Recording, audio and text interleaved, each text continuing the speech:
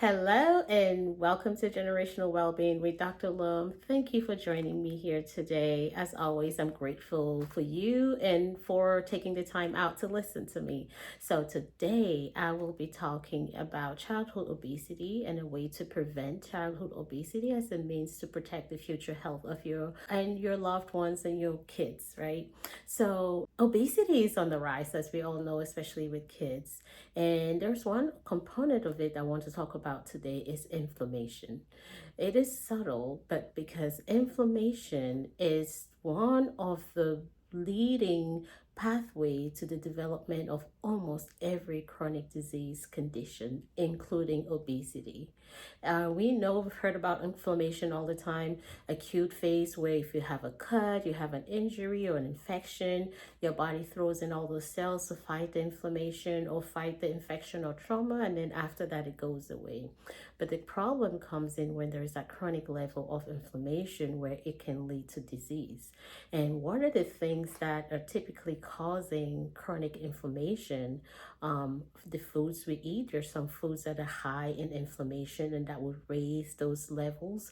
And there are other foods that will reduce or eliminate the inflammation or turn down those levels. So when they say food is medicine, the food you eat can either make you well or can make you sick, meaning it could turn up or upregulate the genes that will lead to disease by increasing and having that low rate of inflammatory cells in your body, or it can help calm your system and eliminate the inflammation to help you function where you're more energetic and you're vital and you're thriving.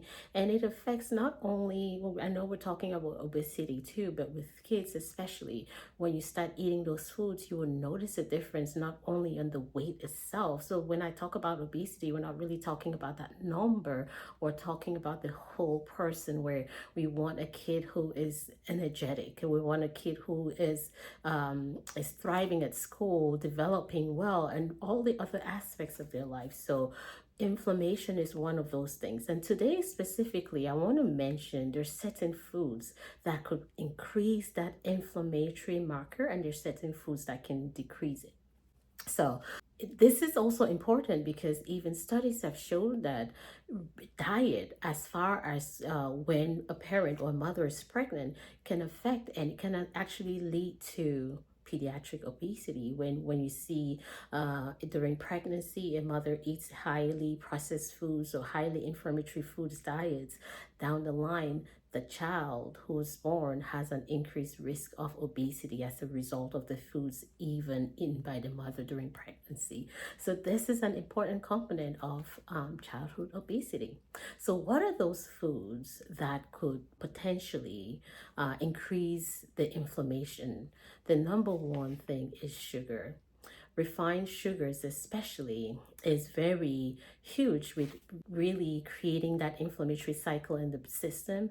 It raises the blood sugar levels, that increases the amount of insulin released, and just throws out the cascade where all those inflammatory markers are released in the body, can lead to fatigue, weight gain, and all of those processes.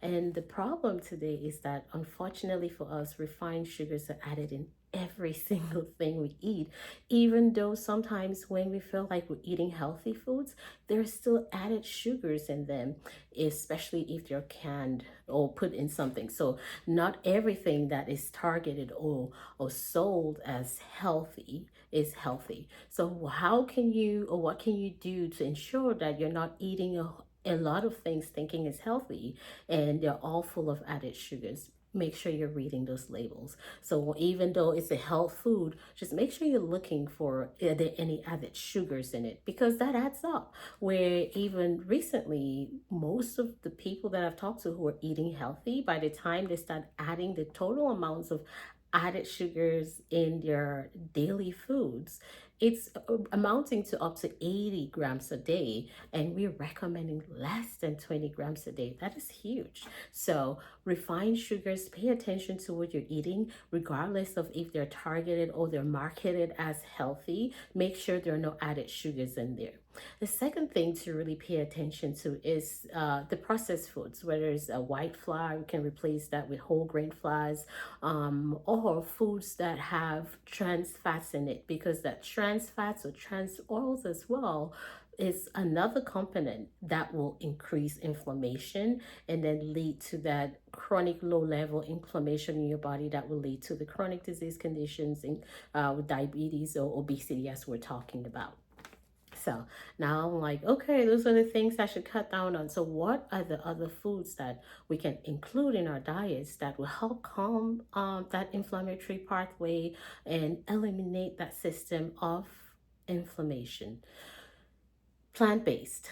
I know it's, when we have a diet that we're increasing the number of vegetables in there, or foods that are high in, whether it's a leafy green, cruciferous vegetables and stuff, all of those grains or plant-based foods are high in antioxidants as well, polyphenols, and all of those things that not only reduce inflammations but help also with antioxidants to fight, or it helps your immune system as well. Second thing is omega-3. So, including foods that are high in omega-3, options are almonds, raw almonds are really good, or other nuts like almonds. Um, Wild caught salmon is good, or wild caught fish. Any wild caught fish is really good with omega-3. So trying to make sure we're adding not only the plant-based as far as the leafy greens, and also those nuts and seeds that are high in omega-3. All of those go to balance out that pathway where you're decreasing the inflammation in your body as well. And then high fiber foods, you want to make sure, and so we all still need the carbs, but we're pulling away from the refined carbs, and we're going to more of that soluble or the whole foods. So maybe stuff like sweet potatoes and stuff, where we're really paying attention, not that we're restricting ourselves, but really intentionally adding foods that will reduce inflammation to our diet. And as always, hydration. Hydration is really important, especially we're getting into the summer. You want to make sure you're drinking lots of fluids, whether it's water or teas. There's some amazing teas that will reduce inflammation, including green tea as well. But just bearing in mind that green tea has a little bit of caffeine in it. So if you're one who's caffeine sensitive, you may not want to drink it at a certain time of the day, because it could potentially interrupt your sleep as well. Yeah, so that is it. So, what are the things that every time I go into the grocery store, there's certain things that I always try to make sure I have in my cart to make sure that at least I'm having an anti inflammatory diet. I always have wild caught salmon in my cart. It's easy and quick and easy to make. Extra virgin olive oil, I didn't mention that earlier because, again, like I said, those trans fats tend to be highly inflammatory, but extra virgin or olive oil, they've done so many studies in it that will help reduce inflammation, really great for cardiovascular health and your lipid and everything. So I always try to make sure I have that extra virgin olive oil at home as well. Flax seeds is a really good source of omega-3 as well as fiber, but make sure you're doing the ground flax seeds and not eating it whole, because your body cannot absorb it and it can cause abdominal pain. Speaking from experience, then plain yogurt, I always have that because it's easy option for breakfast for my kids to have the plain yogurt, because there are no added sugars in it. I can always cut up strawberries, put it in there, ground flax seeds.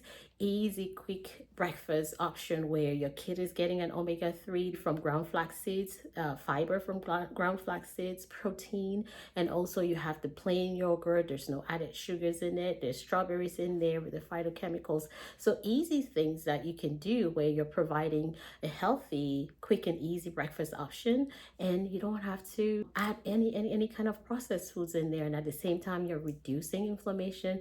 At the same time, you're helping your kids not only with that obesity, but also with their and cognitive and developmental health. So let me know what you think. What foods are you going to include in your diet to reduce inflammation and start on that journey to prevent or reverse chronic disease such as obesity in your family? Thank you again for joining me. As always, don't forget to like, subscribe, and share. I am Dr. Loom.